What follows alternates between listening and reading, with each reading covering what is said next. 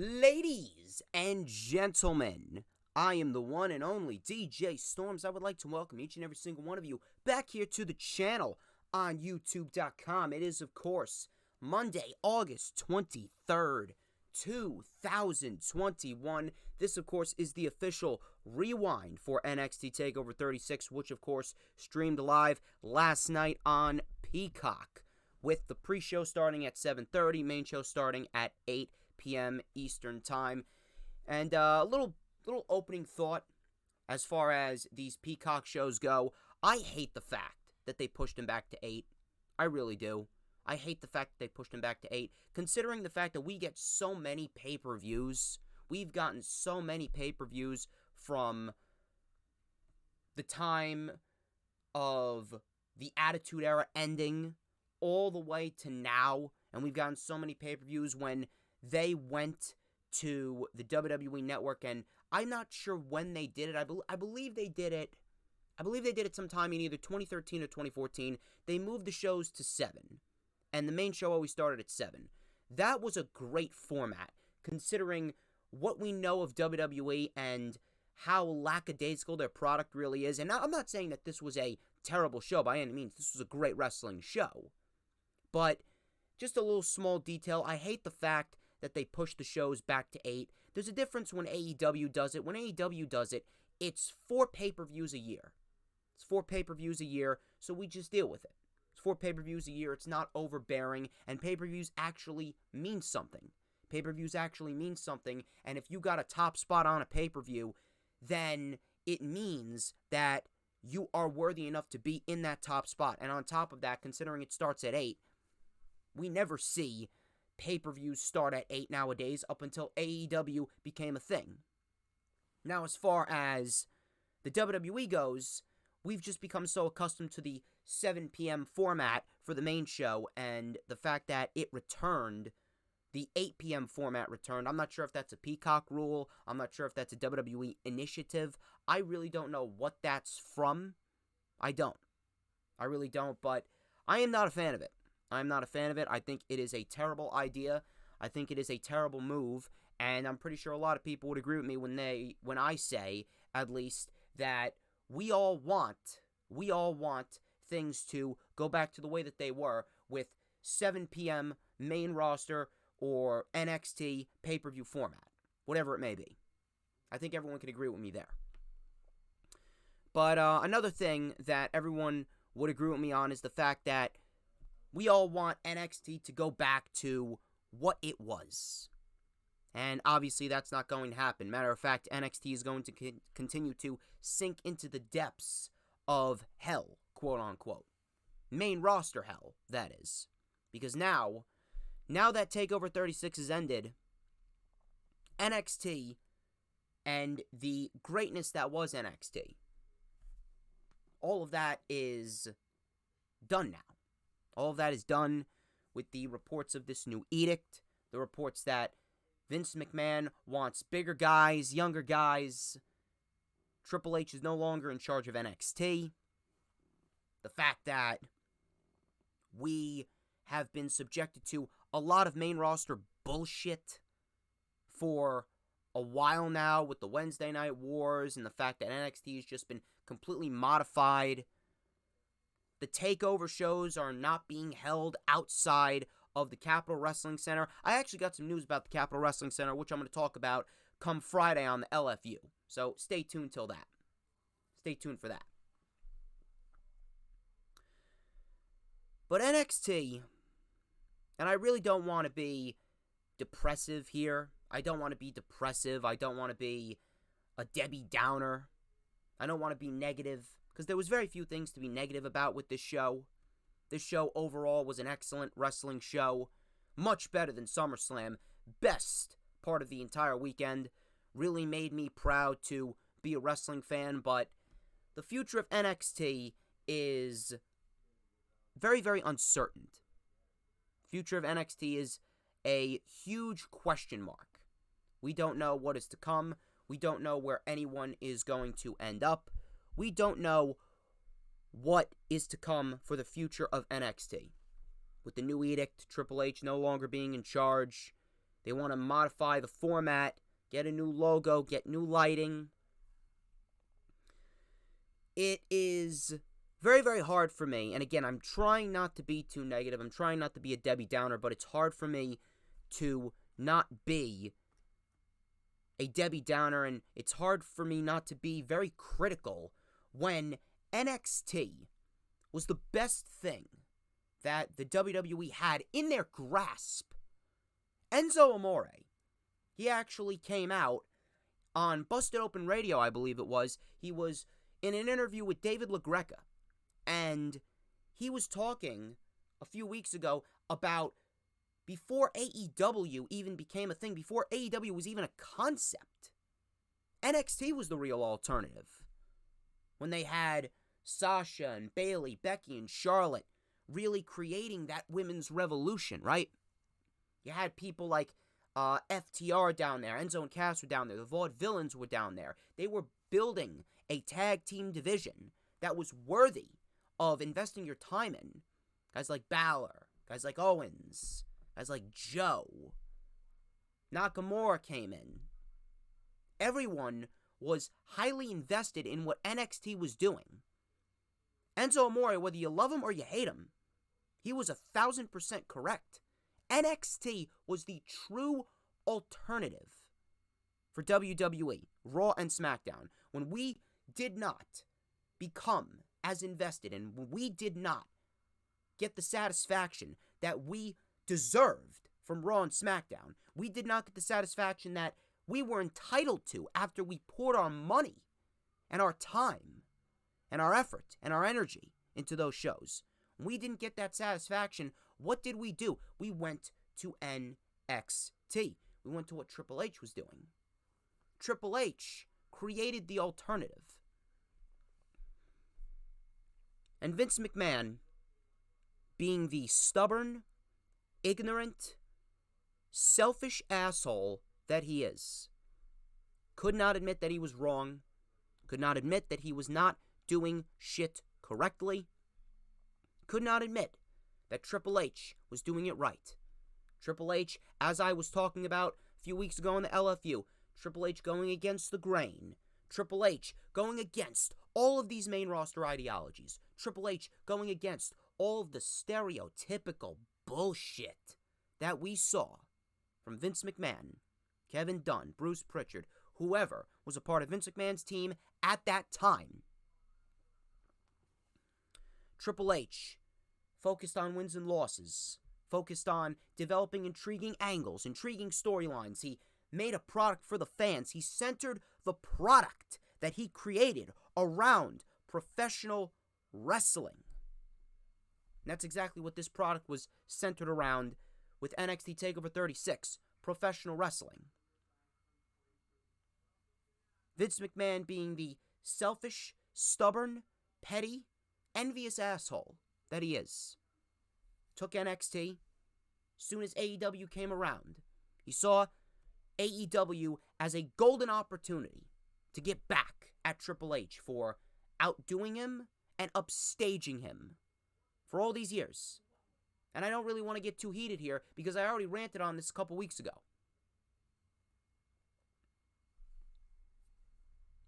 I don't know what the future holds for NXT, but based on all the new reports coming around, it certainly looks like NXT is going to become Monday Night Raw light, SmackDown light, especially with the report of Vince McMahon going back to a taped format. They're already taping NXT shows Wednesday, or no, not Wednesday, today, actually, today, Monday, and Tuesday. They're taping 3 to 4 NXT shows. I'm not sure if this is going to become a reoccurring thing. I'm not sure if this is going to be a permanent thing. But obviously, USA Network and television executives are not happy because a taped show was not what they signed up for, according to the reports. Andrew Zarian reported that, I believe it was last week. USA Network came out saying a tape show is not what we paid for. And I pitched the theory, I wouldn't be surprised if Vince McMahon is legitimately trying to manipulate his way out of this USA Network deal. He has no use for NXT anymore. Why? Because they didn't get the job done against All Elite Wrestling. So now he has no use for NXT on the USA Network anymore. He wants to somehow manipulate his way out of this contract, this deal with the USA Network. He's going to put NXT back on Peacock. It was originally the WWE Network, now it's Peacock. He's going to put it on Peacock at 1 hour and make it the developmental system that he wants it to be. Because he cannot admit that he is wrong. He cannot admit that his ideologies, that his mentality, that his booking tactics do not work. All he is focused on is the money. Sports entertainment. Gotta sell tickets. I want bigger guys. I'm still operating as if it's 1993. It's an unfortunate set of circumstances. It really is. It's an unfortunate set of circumstances, and I am very, very ashamed to have been a fan of this company for 13 years. Am I going to continue to watch? Yes, I'm going to continue to watch. I'm going to continue to watch because I am a fan, and I want shit to get better. I have passion for the sport. I have passion for professional wrestling. I am invested in the people that are employed by the company because they are great professional wrestlers. I want to see them grow. I want to see them grow. I want to see them become better. I want to see them evolve. But I'm not even covering NXT anymore. I'm not going to bother even reviewing NXT from here on out. I'm not going to be talking about the weekly show. I'm only going to be focusing on the takeovers. If there are even takeovers, if there are even special events. Simply because of the fact that I don't even know if takeover is still going to be a thing. I really don't. I don't know what Vince McMahon's plans are. I don't know what Vince McMahon's intentions are with NXT. I'm not sure how much he's going to change it. He could very well do a complete overhaul and change everything about NXT. There was no conference call. There was no conference call. Why? Because Triple H is not in charge anymore. You know for a fact that that right there is the cherry on top of the cake. That right there is the nail in the coffin. Why is there no conference call? Because Vince McMahon does not want to have to answer to anyone. Vince McMahon does not want to be questioned. Vince McMahon does not want to be heckled. He doesn't want anyone to even utter a word about what he's doing. He expects everyone to just sit on their hands and knees and give him the reaction that he wants. Here's a spoiler for you, old man. You can't control everyone. You can't control anyone. Vince McMahon, he is so obsessed with playing God. He's so obsessed with playing God, and he's so obsessed with controlling the things that he can't control. You're not going to brainwash everyone into buying into your deluded, outdated mentality. We need bigger guys. We need younger guys. We need guys that are 6'5" and 250 pounds. You're not going to question this. You're not going to question that. We don't want any more midgets. No one can be a main star unless I say so. With all the releases, Vince McMahon completely killed NXT. NXT is dead in the water as it is, whether you want to admit it or not. I don't want to hear a fucking word out of anyone. I don't want to hear a fucking word out of anyone. I don't give a shit who you are. I don't give a shit what you've done. I don't give a shit how long you've been in the business. NXT is completely done. They're dead. NXT is dead. NXT is never going to be the same. I'm legitimately surprised that they haven't released guys like Kushida, Roderick Strong, Tommaso Ciampa, Johnny Gargano, Pete Dunne, Oney Lorcan, and more. Matter of fact, I expect them to be a part of the next batches of release. I expect them to be part of the next release batch. Would not be surprised. Would not be surprised in the slightest. NXT is completely dead. You can clearly see where Vince McMahon's mentality is starting to come into play. You can clearly see it. especially with little things sprinkled in on this show. For the most part, overall, this was a great show. This was a great show. Definitely washed the bad taste out of my mouth from SummerSlam. We got a lot of great wrestling. Got some title changes. For the most part, every match had the right outcome. And I'm very, very interested to see what happens as far as some of these individuals. And I will be watching NXT, but I'm not going to be reviewing it anymore. Because at this rate, there's just no point. There's just no point. There's no point because no matter what happens on NXT, Vince McMahon's not going to capitalize on anything, and Vince McMahon is not going to push anyone from NXT because Triple H created the star. Vince McMahon is still thinking with the mentality of, oh, if I didn't create it, it means nothing. I create the stars. I am the almighty Vince. It is a very sad day and age that we are living in with World Wrestling Entertainment. I don't know what is to come of it. Everything with NXT is just a major question mark. I cannot give you a straightforward answer as to where any of these guys are going. I can't. I honestly can't. It is going to be a rather interesting fall season for NXT and the WWE. I'm going to keep my eye on it. I'm going to keep my eye on everything. And I'm going to keep you guys updated on everything. Obviously, I'm going to keep myself aware. But this show overall, great show. Great wrestling show. Few things here and there that seemed a little off. Few things here and there that didn't really resonate too well. Few things that were very, very questionable. But overall, we did get a great wrestling show. Regardless of it being in the Capitol Wrestling Center, it was still a great wrestling show. Crowd was hot. Crowd did not hold back. And I'm very, very happy that they did not hold back.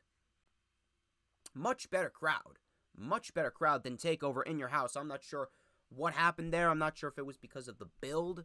I'm not sure if it was because it was SummerSlam weekend. I'm not sure if it was because it had a better card. I'm not sure.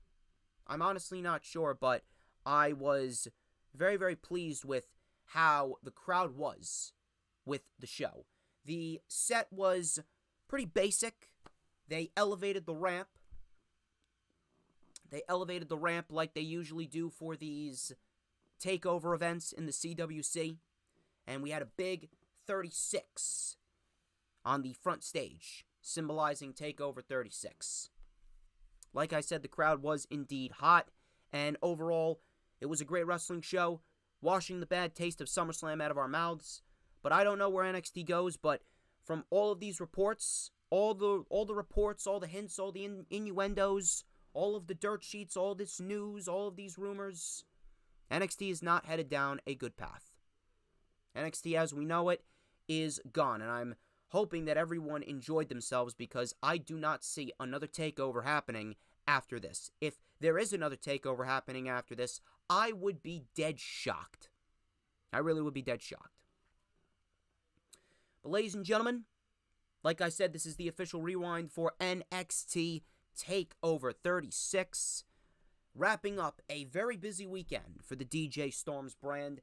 I was all over the place. This is the 5th video in a row that I've uploaded. We had the rundown for SummerSlam on Thursday with a Bicky. We had the Lightning Flash update Friday. We had the rundown for NXT TakeOver 36 on Saturday before SummerSlam with Joseph Conlon. The rewind for SummerSlam was yesterday, which was a great turnout, over 140 views, 25 likes. We had an amazing turnout with over 20 people watching at one point. I was not expecting that, so I want to thank you guys for tuning in. We had an awesome turnout for the rewind for SummerSlam. Hopefully, we're having an awesome turnout right now. As you can see, this is pre-recorded. I recorded this directly after TakeOver last night. You are watching it before Raw as we sit less than 5 hours away from Monday Night Raw, which I do not expect anything from. I don't think anyone expects anything from Monday Night Raw. It is a complete waste of time. It is the worst show on television, and anyone that watches Monday Night Raw has mental issues. But regardless, I'm a little bit more amped up, a little bit more energetic, a little bit more positive. I got some energy back, and I'm happy to talk NXT TakeOver 36 with you here tonight, or today rather.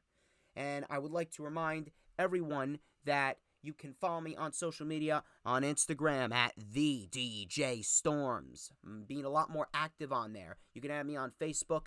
You can send me an email for any collaboration requests and business inquiries. The email is, of course, StormsTakeOver@gmail.com.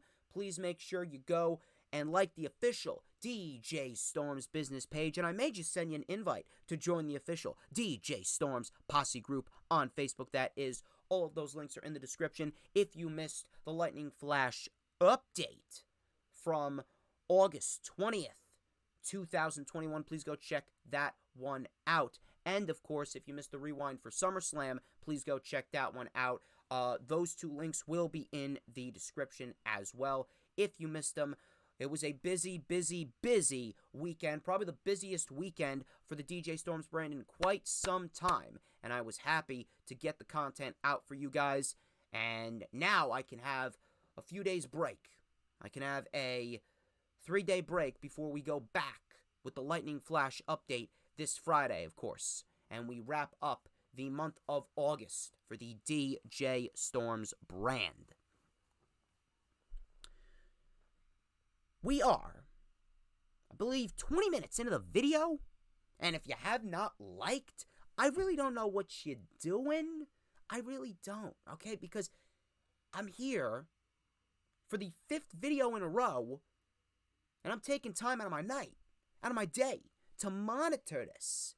And I mean, if you guys are here and you haven't hit the like button, I really don't know what you're doing. You gotta make sure you hit that like button, people. It is vital that you hit that like button. When you come on in, you smash that like button. Like Roman Reigns, you smash it. Hit that like button when you come on in. Be sure to share out the stream on all platforms of social media, whatever social media platforms that you're using.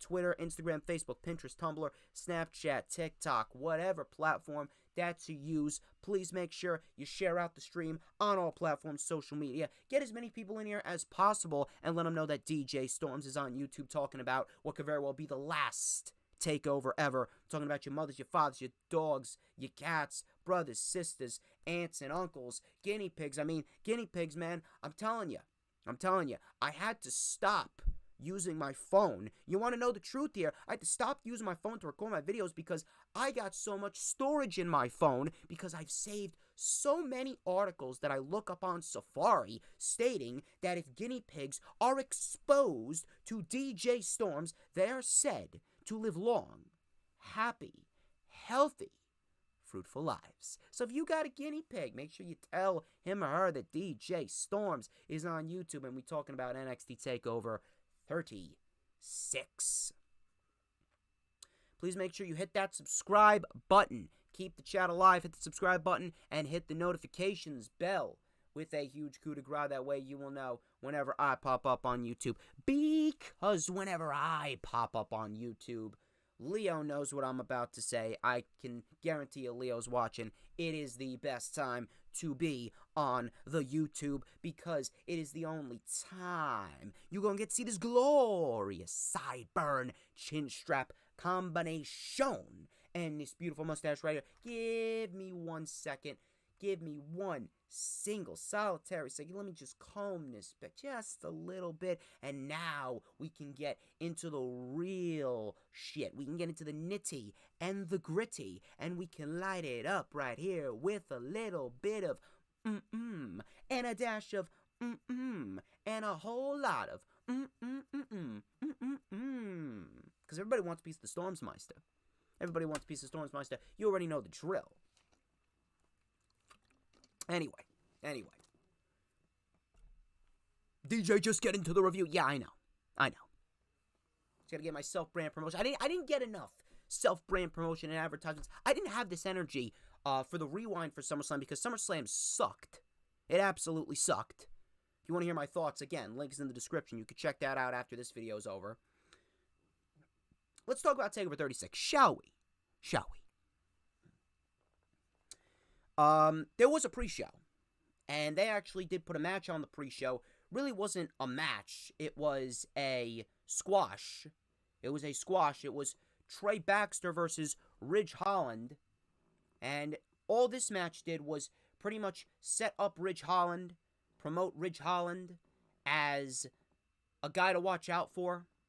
It did multiple things, actually. It promoted Ridge Holland as a guy to watch out for, number one. Ridge Holland, he does have potential. I'm not going to knock the guy. He's not just an overrated musclehead. He does have potential. I will give him that. It promoted Ridge Holland as a guy to watch out for. It reminded everyone that on Tuesday, tomorrow, we got Ridge Holland versus Timothy Thatcher, and they are continuing that program. And number three, this just solidified that new edict as being fact. Because Trey Baxter was completely fucking destroyed here in 3 minutes. Baxter was trying to use his quickness early on. Holland with a big belly-to-belly suplex. He was tossing Baxter around like a child. Baxter tried to come back with some stiff kicks. A handspring enziguri. But Holland caught him with a headbutt to the back of the neck, which looked brutal here. Then he hit Northern Grit, and he won. Dominant fashion, dominant squash.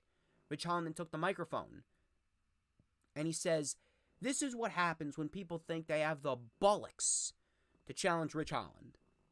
Timothy Thatcher, I hope you're watching, because this is a direct look into your future."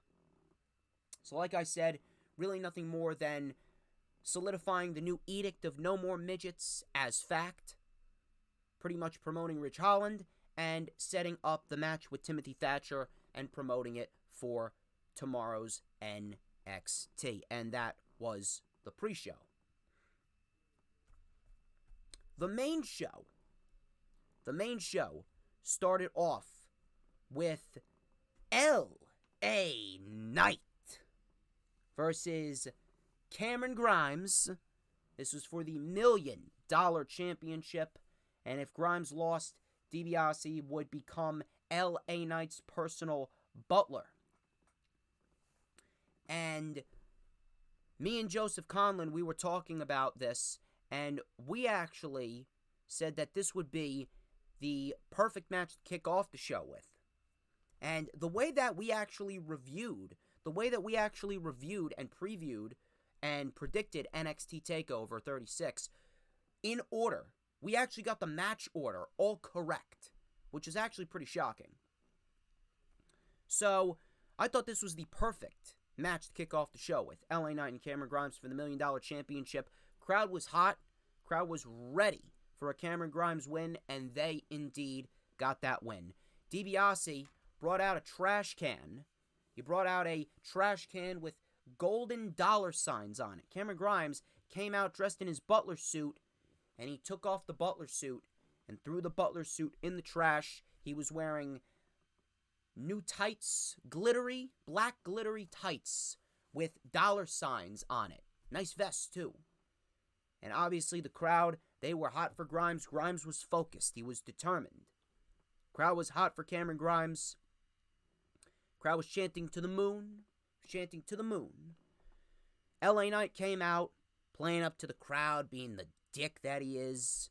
I love LA Knight. LA Knight just carries himself so well. I was actually talking to my friend Stevie from Indianapolis. And he said that LA Knight reminds him of the high school jock that always bullies the nerds and hangs out with the cute cheerleaders. I could see that. I could say he really does look like that. He really does look like that high school jock that just knows he's the shit. He knows he's the shit. He's taking the nerds' lunch money in the cafeteria, and he's hanging around the hot cheerleaders with the short skirts. That's LA Knight right there. Can't disagree with him. That's who LA Knight is. He carries himself so well. So, Knight was playing up to the crowd. Cameron Grimes was in control early, though. Cameron Grimes in control early with a nice PK to LA Knight. DiBiase actually aided LA Knight. No, he didn't aid LA Knight. He aided Cameron Grimes. Knight was on the steps. He whipped Cameron Grimes with an Irish whip into Knight, and Grimes delivered a very nice dropkick, sending Knight off of the steps. Very nice moment right there. Knight then cut Grimes off on the top rope. Knight then tried to wear down Grimes with a ground and pound. Grimes tried for a Hurricane Rana, but Knight with a powerbomb. That got a 2 count.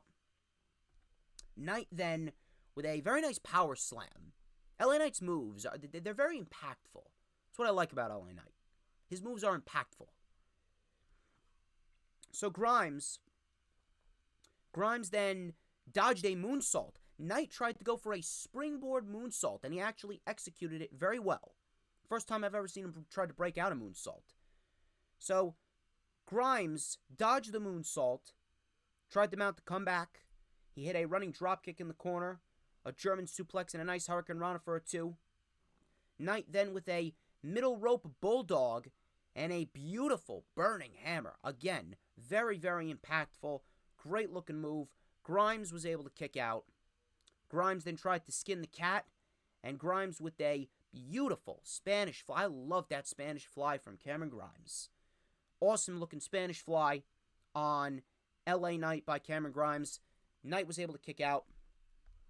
Grimes then with the stiff yes kicks in the corner. And Grimes and LA Knight, they were on the top rope. This was a great looking moment right here. This was an awesome moment right here. So Grimes was actually lightly bleeding. I believe it was right by his right eye. He was lightly bleeding. Not as bad as Dragunov this past Tuesday, but he was just lightly bleeding. A very, very, very small cut. Just enough for a little bit of blood. So he was lightly bleeding. Knight, and this was an awesome looking spot right here. Knight with a top rope leap. He leaped from the ring to the top rope. Not the middle rope, to the top rope. He's got hops. So a beautiful looking leap. And then he delivered a super German suplex on Cameron Grimes. Looked awesome. Grimes was just able to kick out. Grimes then locked in the $1 Million Dream. LA Knight tried to break the hold, but Grimes kept it locked in. LA Knight tried for a Kaylie Ray, Shayna Baszler-esque roll-up. Remember when Kaylie Ray, she was locked in the coquina clutch, so she rolled backwards into a pinfall to get the pinfall win over Shayna Baszler, right? Knight tried for that while Grimes still had the $1 Million Dream locked in. Grimes was able to kick out. He rolled through. We still had it locked in. Knight then whipped Grimes and flung him into the middle buckle to break the hold. Knight then went for the belt. He had a little exchange with Ted DiBiase. Cameron Grimes with a roundhouse kick. Knight dropped the belt. So Grimes had the belt, and the ref was talking to Cameron Grimes, trying to get the belt away from him. Ted DiBiase gave LA Knight a big punch right to the side of the face. And then, while the ref was still distracted, he locked in the $1 Million Dream on LA Knight to a big pop by the CWC. Crowd was very much into this. They were ready for the Cameron Grimes win. DiBiase got some revenge on LA Knight. He gave LA Knight back to Cameron Grimes. And Cameron Grimes did his to the moon phrase. The crowd did it with him. Cameron Grimes delivers the best cave-in that I think I've ever seen him deliver. This cave-in was flush. And I mean, it was an awesome looking cave-in. This cave-in was a great cave, the best I've ever seen. Best I've ever seen. Great looking cave-in. He stuck it to LA Knight. And he landed right on his feet. Cameron Grimes fell into the cover with the hook of the leg. The crowd popped. Grimes gets the 1, 2, 3. And Cameron Grimes is the new $1 Million Champion. This was a great opening match. This was a great moment with the right outcome. And this was a well-deserved moment for Cameron Grimes, and afterwards, you could legitimately say that Cameron Grimes, he loves this. He legitimately has so much passion for what he does, and he was elated. He looked like he was about ready to break down and cry. He was so happy. Triple H. You got to give Triple H a lot of credit, because these two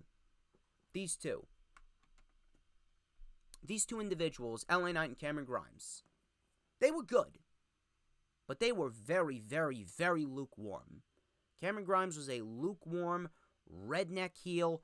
LA Knight, he was good, he carried himself well, but not many people had much faith in LA Knight, because a lot of people looked at him as EC3 2.0, a bootleg Bobby Roode, because Bobby Roode did this type of gimmick better.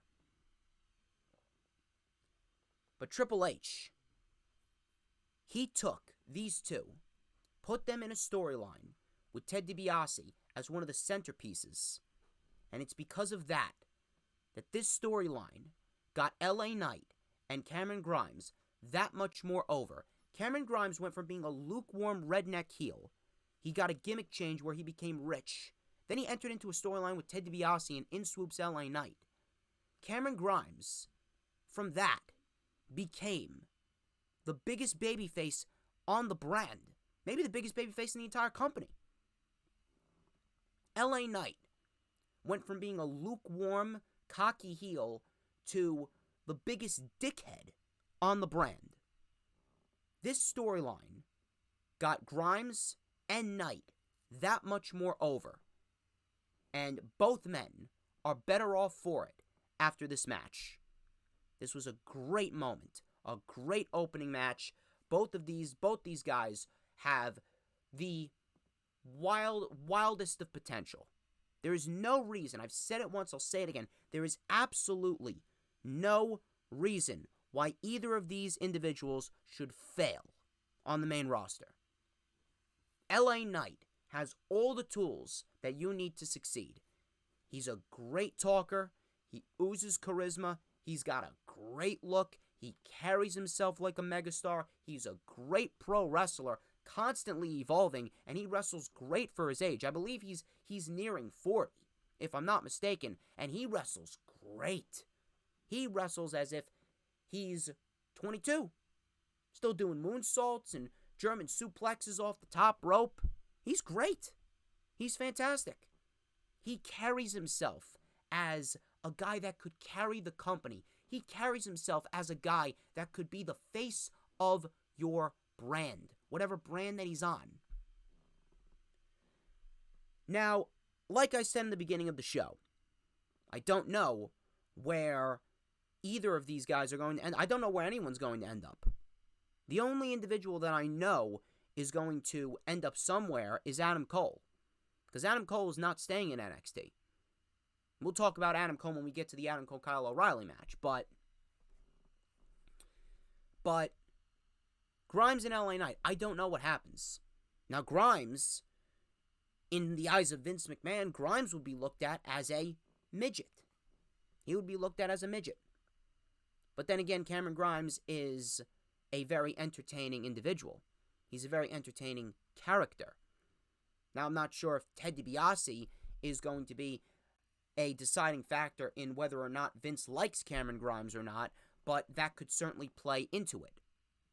I don't know what's going to happen to Cameron Grimes. I'm not sure if they are going to continue to have Cameron Grimes defend the championship. I would. I'm not sure where they're going to go with Grimes. Maybe they build up Grimes to take the North American title off of Isaiah Swerve Scott, perhaps. That's a possibility.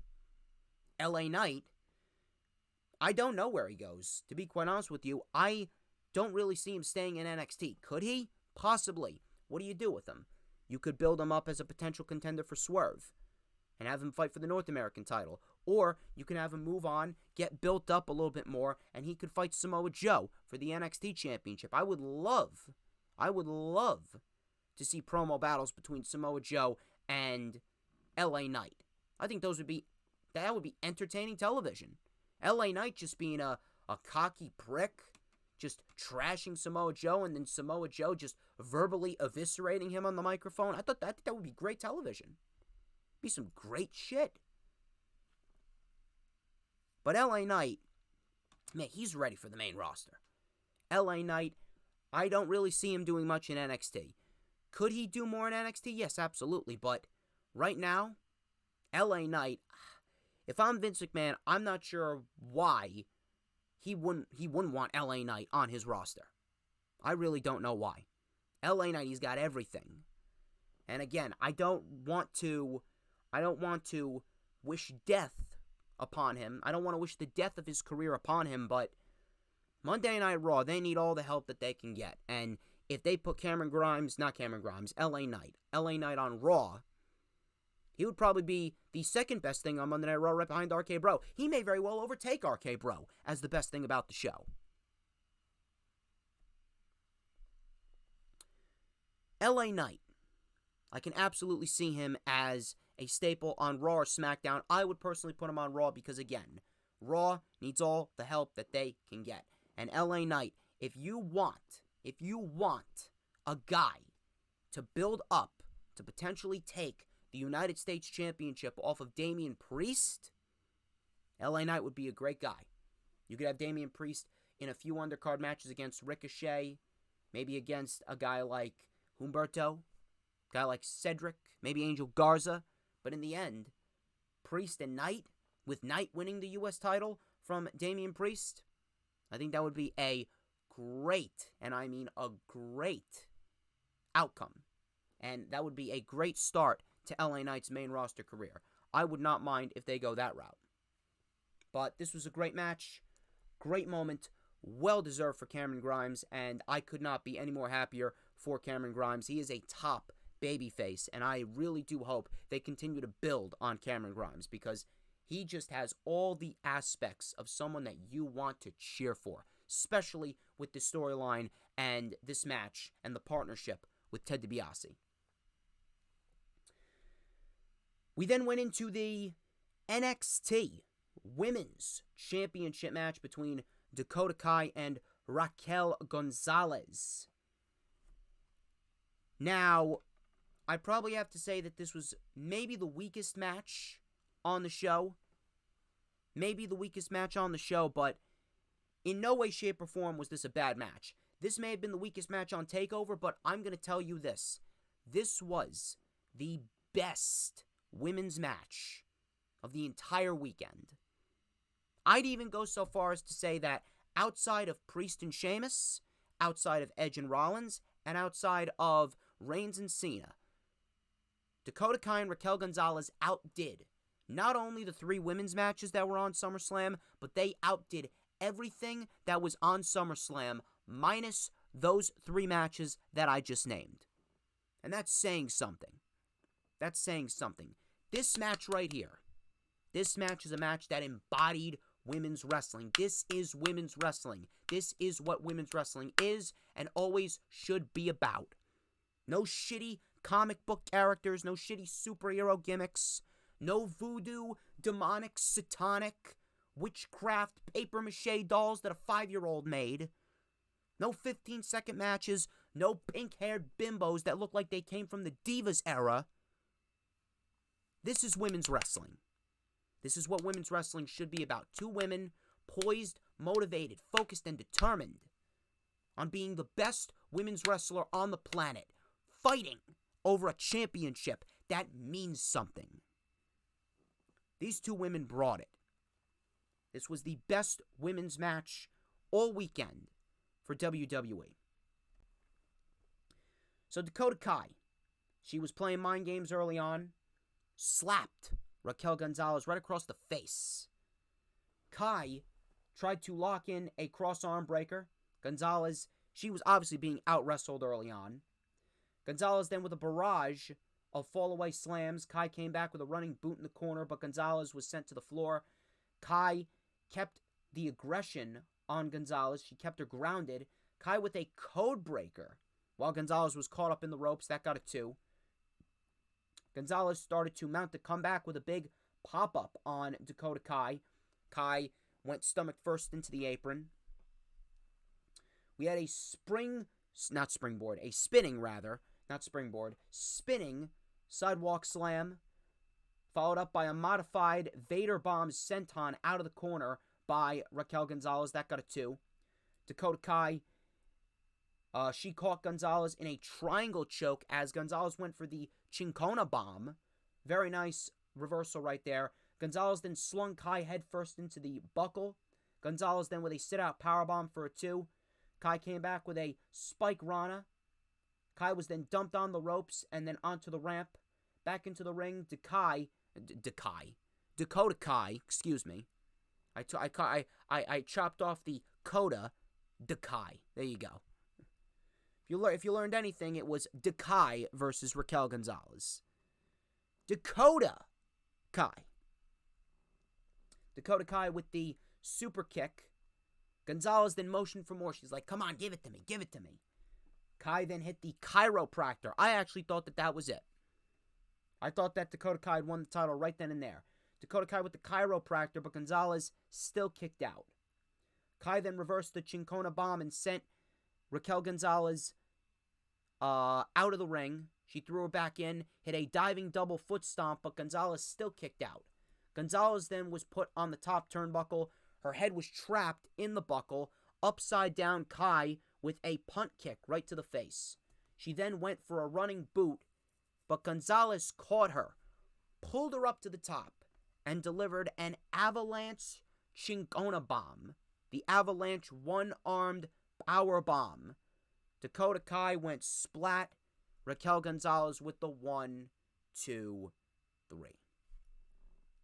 And Raquel Gonzalez retains the NXT Women's Championship. Now, normally, I would say I was a little shocked by this outcome, but I'm not. I'm not, because when me and Joseph Conlon were talking about this and we were predicting the TakeOver show tonight, right? We were talking about this, we were predicting the TakeOver show, right? We talked about how Dakota Kai was actually getting dark matches. She was getting these tryout matches.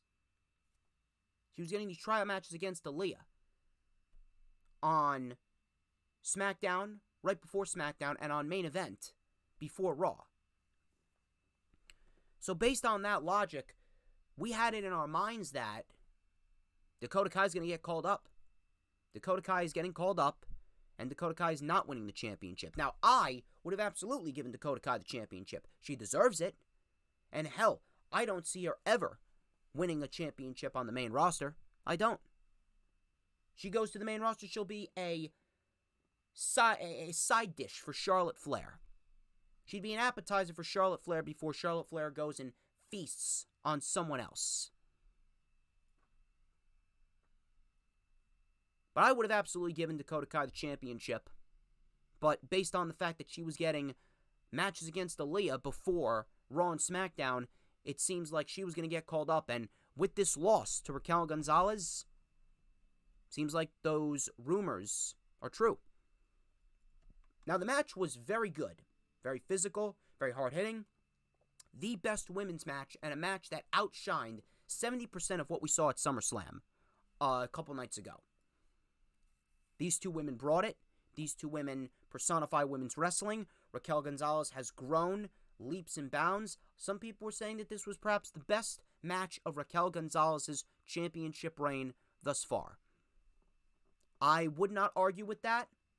Maybe Io Shirai has something to say about that, but, that's neither here nor there. This was a very physical match, a very good women's championship match, the best women's match all weekend for WWE, and a match that outshined the majority of what we saw at SummerSlam.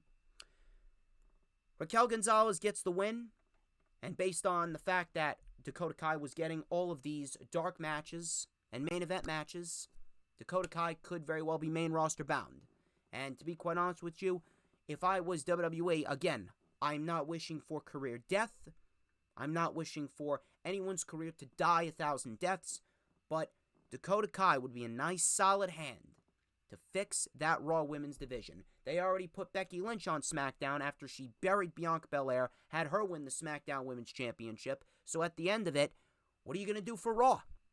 I'm still wondering why Raw continues to suffer while SmackDown continues to reap the benefits of everything.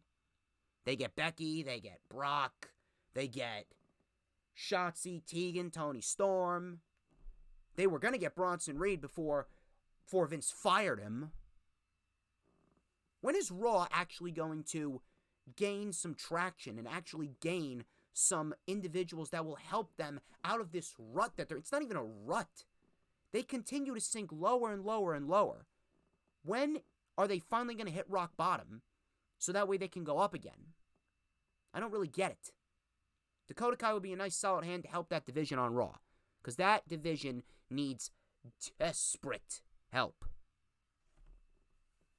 So Raquel Gonzalez retains. Afterwards, Kaylee Ray made an appearance, and she stared down Raquel Gonzalez on the ramp. Kaylee Ray is officially in NXT US.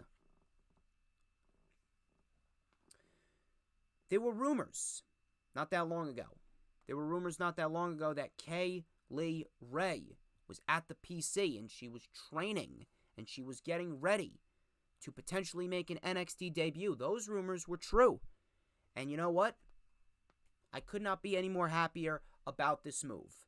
Kaylee Ray, let me tell you something. Kaylee Ray, if you've watched NXT UK, Kaylee Ray is one of the most unappreciated and underrated women's performers in the entire company and in the world completely. Kaylee Ray is an absolute picture-perfect embodiment of everything women's wrestling related. Her heel work in NXT UK rivals that of Shayna Baszler when Shayna Baszler was at her peak in NXT before they buried her on the main roster. Kaylee Ray, every single time she steps into the ring, her matches with Mako, Jinny, Piper Niven, Toni Storm, Kaylee Ray is a fantastic performer. Her heel work is second to none. She was actually better than Shayna Baszler at one point, because when Shayna Baszler went up to the main roster, she was dead. And Kaylee Ray overtook that spot as the top women's heel in the company. This is a great move, simply because of the fact that I was questioning if Dakota Kai lost, which she did. Dakota Kai lost. Who was going to take that title off of Raquel? Frankie Monet is clearly not ready, and she's in a partnership with Robert Stone and Jessi Kamea. Zoe Stark and Io Shirai are the NXT Women's Tag Team Champions. Gigi Dolan is not ready. Mandy Rose hasn't been seen on NXT in about a month and a half. Ember Moon, she's had her opportunity. Saray is not ready. Who else is there? Candice LeRae's pregnant. Indy Hartwell's in a program with Dexter Lumis. They're going to get fucking married on NXT. Who else is there? In comes Kaylee Ray. And you know what? No complaints. No problem with that whatsoever. At the end of this, Kaylee Ray is going to be your new NXT Women's Champion. She is perfect. She is a picture-perfect embodiment of women's wrestling. And when she's ready, she's going to take that title off of Raquel Gonzalez, and she is going to dominate that division. It's going to be very hard to find an individual that's going to take that title off of Kaylee Ray. And if I was them, I would have Kaylee Ray hold that championship for 649 days, just like she did the NXT UK Women's Championship. Why? Because Kaylee Ray is that damn good. She is that damn good. You don't believe me? Watch her work in NXT UK. Kaylee Ray is going to be your new NXT Women's Champion when all is said and done. Very, very happy about this move. Very, very happy about this acquisition. And Dakota Kai and Raquel Gonzalez, they did a very good job. Dakota Kai, nice knowing you. Nice knowing you, Miss Kai. Ilja Dragunov versus Walter. This was for the NXT United Kingdom Championship. What I say will not do this match justice. It won't. It really won't. You saw their first match. You knew what to expect. Was this better than their first match? I'm going to have to say yes. Why? A lot of factors. It was in front of a crowd, had that live energy, and it had the right outcome. Ilja Dragunov and Walter, if you did not watch TakeOver, if you want to go out of your way to watch TakeOver, if I was to tell you one match to watch, watch this match. Watch this match. This was a great match. This was a fucking war, if I've ever seen one. This was a match of the year candidate, if I've ever seen one.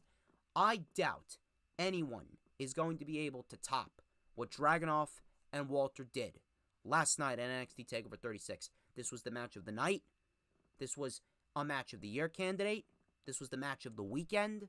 And it's a match that everyone needs to go out of their way to watch.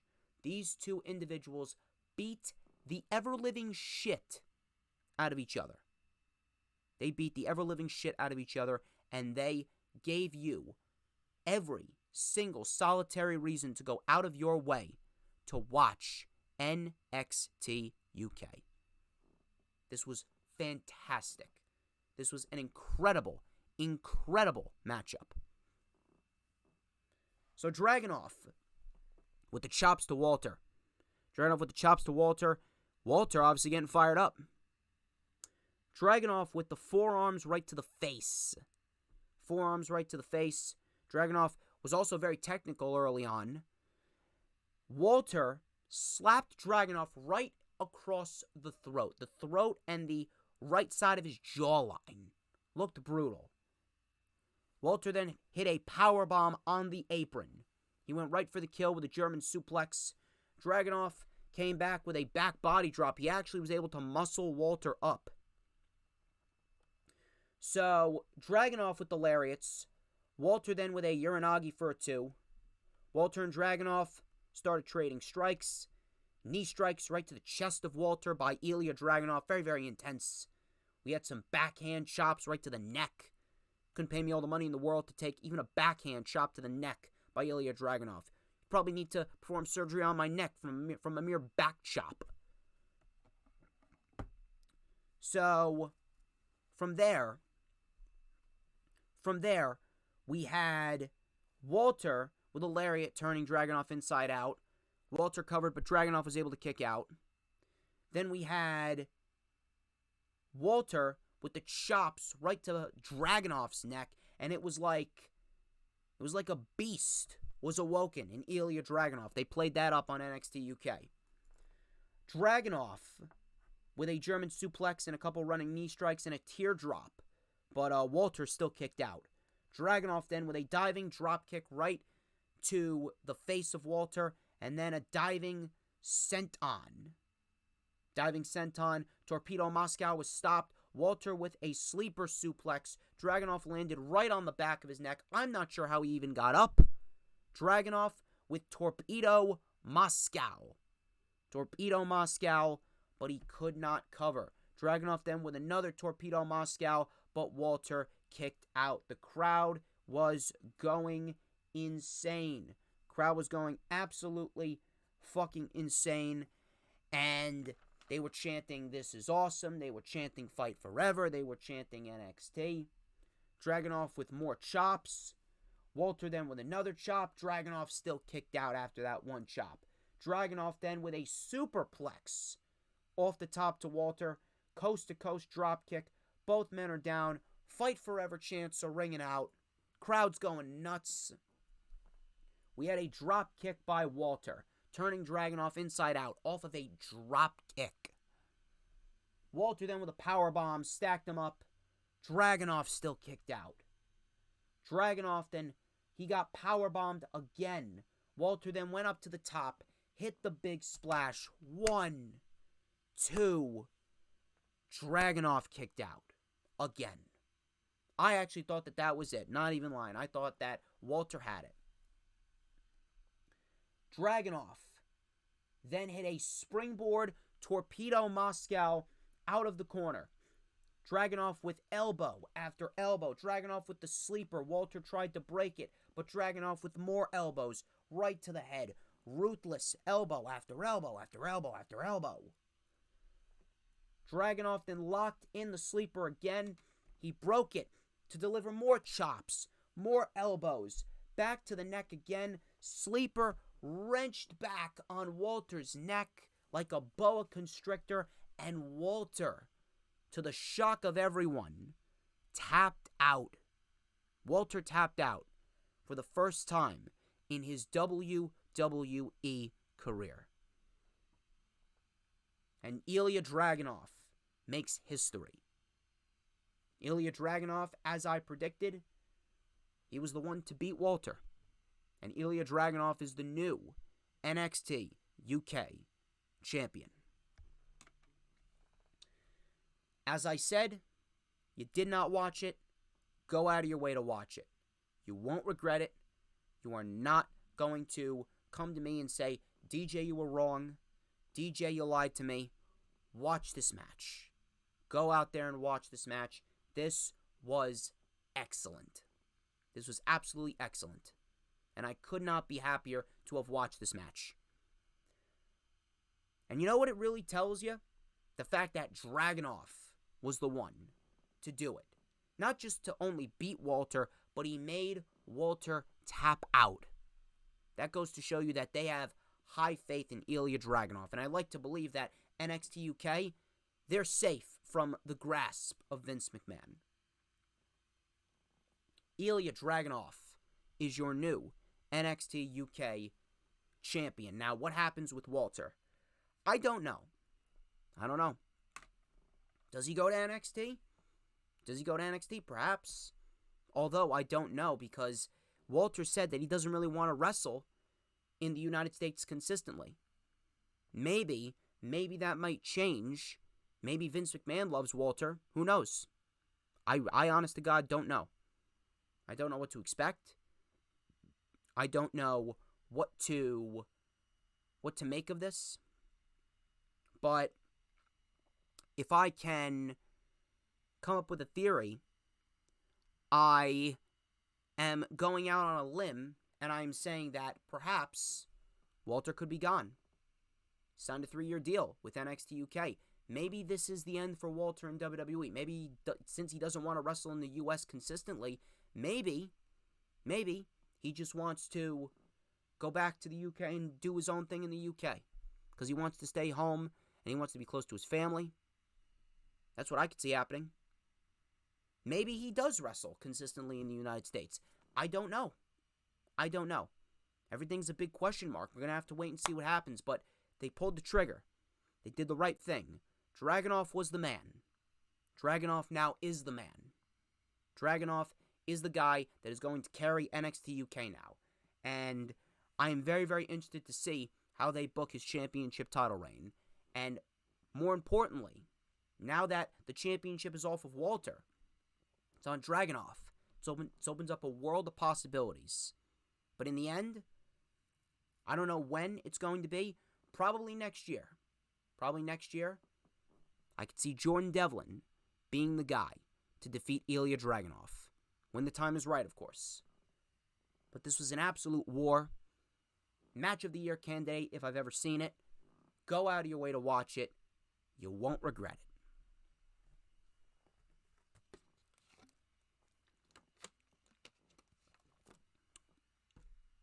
Adam Cole, Kyle O'Reilly, 3 stages of Hell match. Not really called the 3 stages of Hell match.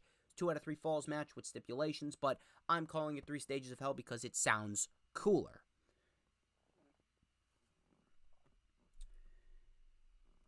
This was a match I was very much looking forward to, and I take nothing away from either man. I take nothing away from either of them. No disrespect, no discredit. The ending of this match was very odd, very questionable, and very rushed. And we'll get to that. We will get to that. I am not sure what happened. I'm not sure what the end goal was. I'm not sure what caused that ending. We're going to go over some of the theories. But ultimately, as a whole, it was a great match. Great match. I still think their second match was better. Still, this was a great match, but the ending, I didn't feel it. I'm not sure what it was, but that third fall was very, very rushed. So the fight started immediately. Cole with a PK. Cole actually tried for a brainbuster on the steps. But O'Reilly, he countered with a suplex on the floor. Back into the ring. They traded strikes back and forth before Cole hit a big shining wizard. This was quick, fast-paced. Cole, then with a super kick in midair. He went for the Panama Sunrise, but it was countered. O'Reilly rolled up Cole for the first fall. O'Reilly surprised Cole. Cole was shocked. We then went into the second fall, which was a street fight. Cole went for the weapons. O'Reilly got a chair. Cole used the chair.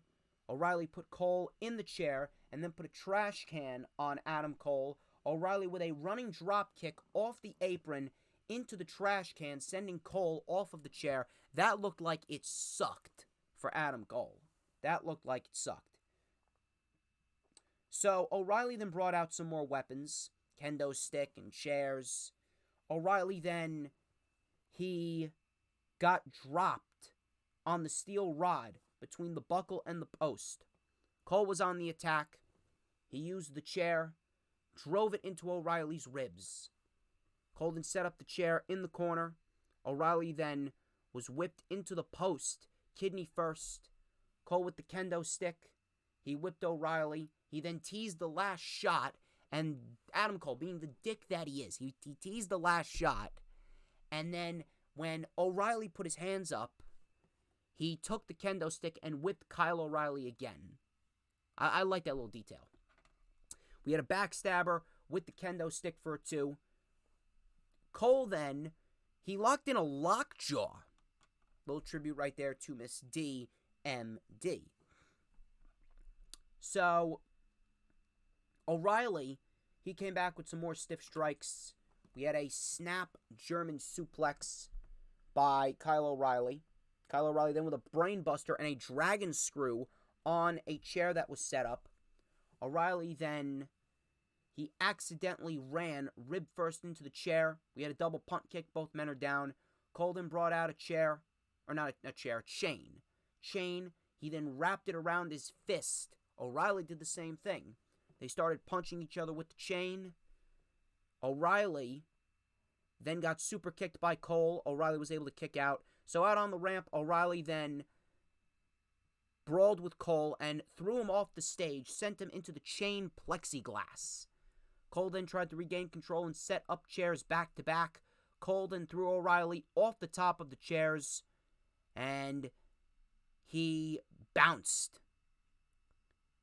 Kyle O'Reilly was thrown onto those chairs. He bounced. Looked like it sucked for him.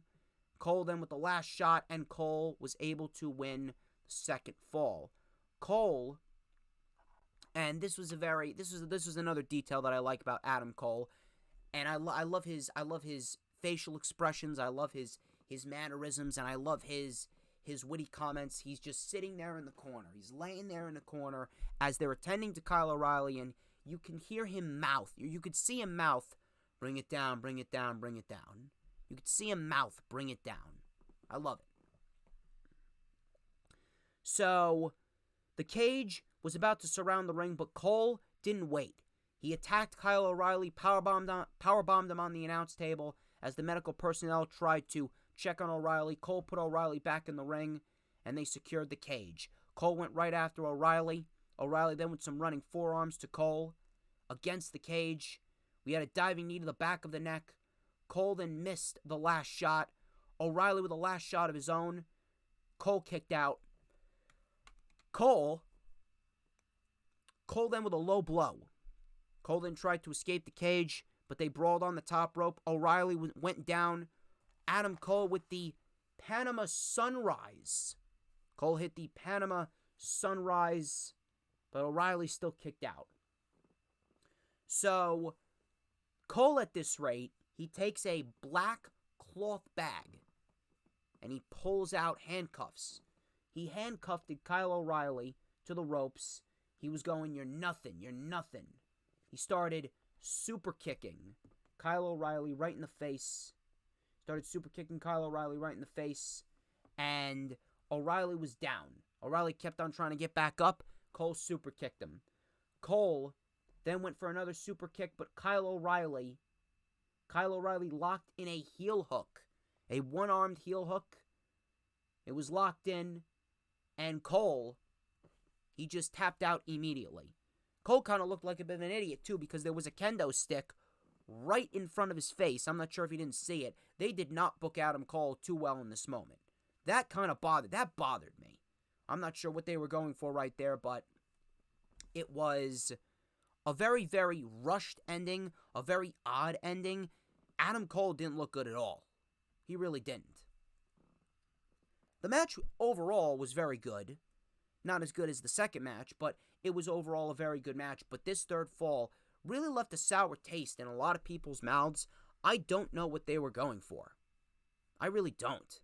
I don't know what they were going for. I'm not sure if this was the plan. I believe that was the ending. I'm not sure if they rushed to the ending because of time constraints, because Vince McMahon wanted the show to only last 2.5 hours. I'm not sure if it was because Kyle O'Reilly was legitimately hurt. He looked to be legitimately hurt. I'm not sure if Kyle O'Reilly was legitimately hurt and they had to rush to that ending because they wanted to check on O'Reilly, make sure he was okay. I don't know. I'm not sure if they did that ending because of the fact that Adam Cole's leaving. Either way, whether Cole stays with WWE or he goes, he's not staying in NXT. This was his swan song. This was his swan song with NXT, and this was the end of Adam Cole in NXT, whether you want to admit it or not. I don't know. I really do not know what the future holds. I do not know what the future holds. I do not know where he's ending up. Some people were actually chanting bullshit with this ending. People were not happy. Now, I'm not too worried about that. I don't think anyone should be worried about that. I don't think anyone should really be overly concerned about that. Simply because of the fact that Kyle O'Reilly is well respected. He's well respected. He's loved. The reason why they were chanting bullshit was because they know that Adam Cole's gone. Whether he stays with WWE or he goes, this was his last match in NXT, and the crowd at NXT, Adam Cole's essentially a god to them. He's on Johnny Gargano, Tommaso Ciampa-like levels. So at the end of it all, it really just comes down to them not wanting Adam Cole to leave. They don't want Adam Cole to leave. They don't want Adam Cole to go off and do other material. And they wildly respect Adam Cole. It has nothing to do with their dislike for Kyle O'Reilly. It has to do with the fact that they know that this was it. Time's up for Adam Cole. Time's up for Adam Cole. He is not staying in NXT. He's either going to the main roster if he signed the new deal, or he's going to AEW. Now, I do not know what's going on. I have not read any major reports as far as what's going on with Adam Cole. I have not read any major reports. I don't know.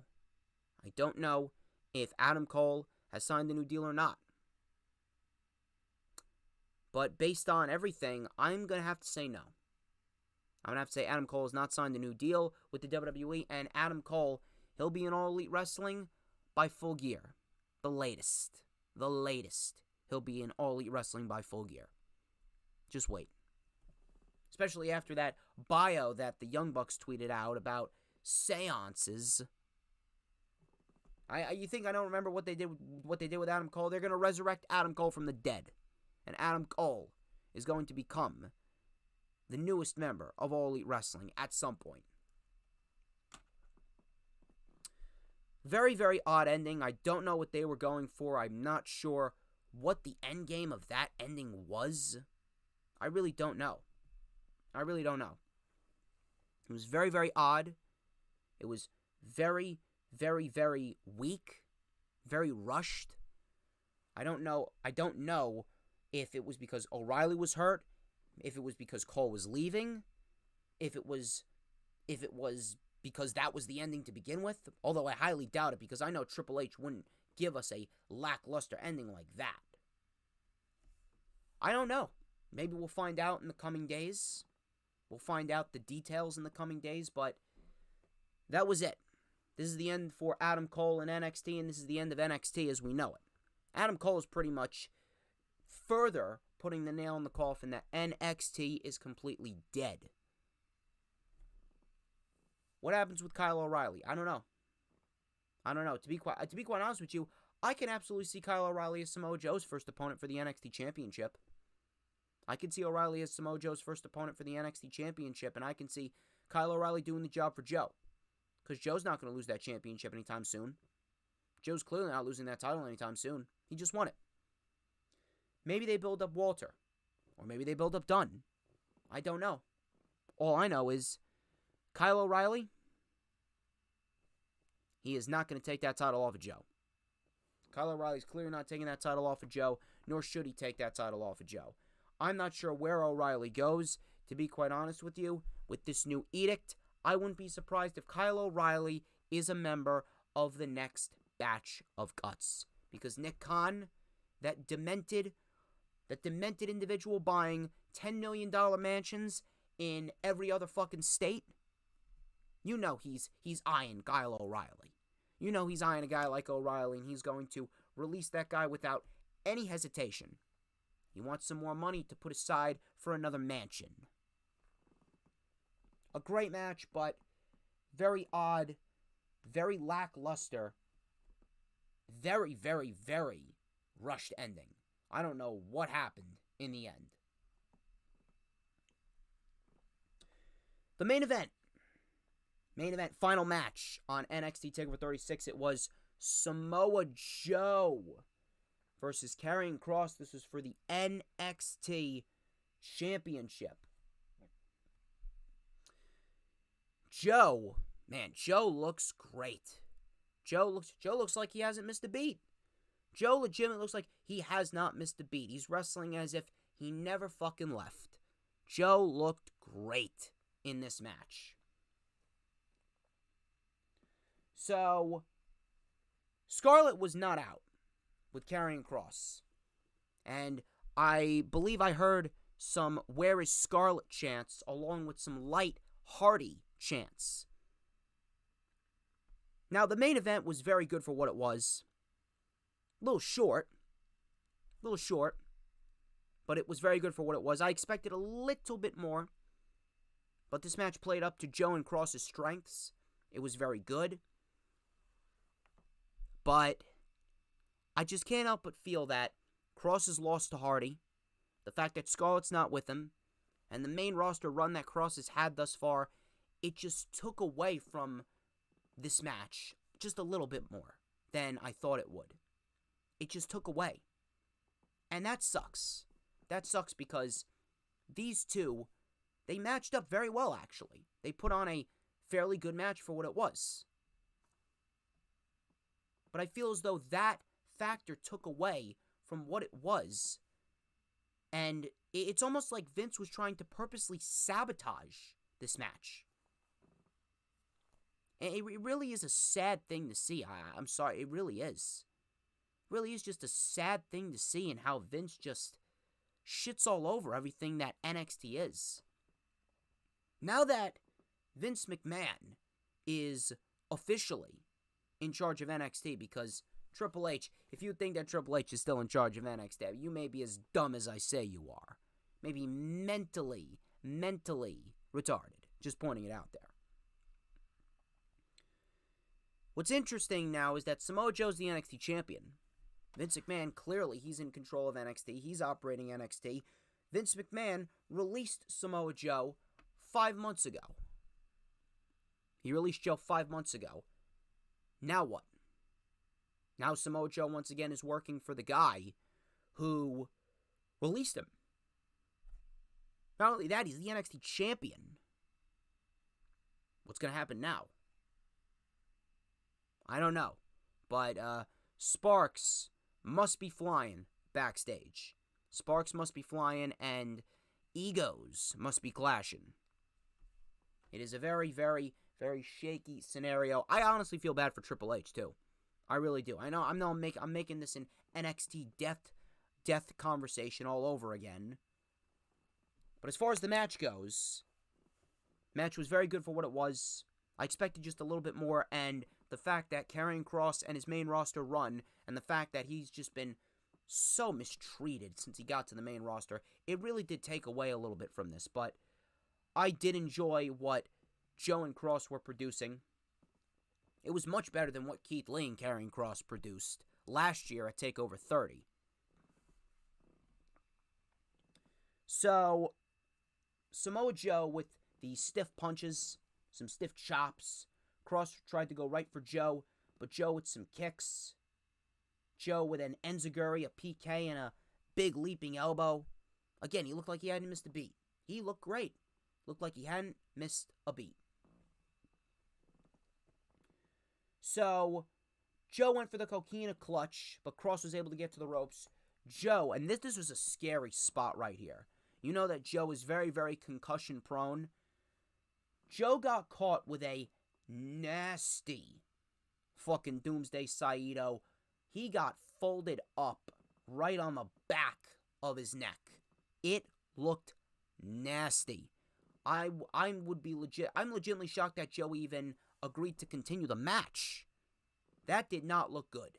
It did not look good at all. I was actually fearing that Joe may have gotten a concussion, and we were going to see another Undertaker, Brock Lesnar-like incident. I was a little worried. So, Kross, after the Doomsday Saito, he followed it up with a big forearm right to the back of Joe's neck. Kross had Joe on the defense. He kept the aggression on Joe. He had an Olympic slam for a 2. Kross then cinched in an ankle lock. Samoa Joe was able to reverse it. Samoa Joe then, with a suicide dive, Kross was sent into the barricade. We had a big T-bone suplex by Kross for a 2. Joe with a nice power slam. That got a 2. Joe with a power bomb. Kross kicked out. He then transitioned into the STF.